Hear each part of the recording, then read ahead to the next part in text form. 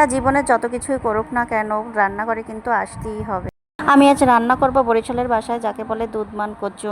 Hello viewers, আসসালামু আলাইকুম। সবাই কেমন আছেন? নিশ্চয়ই ভালো আছেন। আমি আলহামদুলিল্লাহ ভালো আছি। আমার প্রিয় একটা জিনিস রান্না করলাম, ভাবলাম সবার সাথে একটু শেয়ার করি।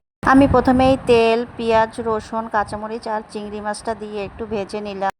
বাদামি কালার হয়ে আসলে আমি একটু পানি দিয়ে দেব। তারপর একে একে আমি মশলাগুলো দিয়ে দেব। লবণ দিলাম। লবণ এমন একটা জিনিস যেটা না দিলে আপনি কোনো কিছুরই স্বাদ পাবেন না। এরপর হলুদ, মরিচ, জিরা, ধনিয়ার গুঁড়ো এগুলো আমি দিয়ে দিলাম। সব মশলা দেওয়া হয়ে গেলে ভালোভাবে নেড়ে চেড়ে ভালো কষিয়ে নিতে হবে। মশলাটা যত ভালোভাবে কষাবেন তরকারিটা খেতে ঠিক ততটাই মজা হবে। এইভাবে 2 থেকে 3 বার আমি মশলাটা ভালোভাবে কষিয়ে নেব। এই কচুটা আমার মা অনেক মজা করে রান্না করতে পারে। তার হাতের রান্না অনেক মজার হয়, আর আমি আমার মায়ের কাছ থেকেই এই রান্নাটা শিখেছি। সব মেয়েরাই মায়ের কাছ থেকেই কাজ শেখে, সেটা রান্না হোক বা অন্য যে কোনো কাজই হোক না কেন।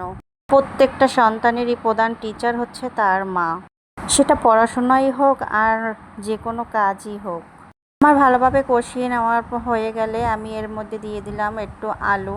আসলে আলু দিলে এই কচুটা খেতে আরও অনেক মজা হয়, সেজন্য আমি আলু দিয়ে দিলাম। আলুটা একটু সিদ্ধ হয়ে আসলে আমি কচু দিলাম। কচু দিয়ে একটু কষিয়ে তারপর আমি দিয়ে দেবো এর ভিতরে একটু গরম পানি, কারণ গরম পানি না দিলে এই কচুটা থেতলে যাবে, সিদ্ধ হবে না ভালো করে, সেজন্য আমি গরম পানিটা ব্যবহার করব।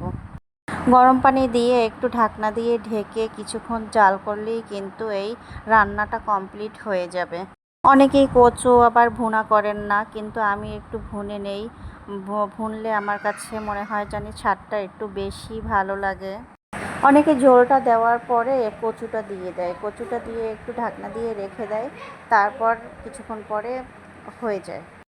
আমার তরকারিটার কালার কত সুন্দর আসছে দেখুন। আমার ভিডিওটি ভালো লাগলে লাইক, কমেন্ট, শেয়ার করবেন। আল্লাহ হাফেজ সবাইকে।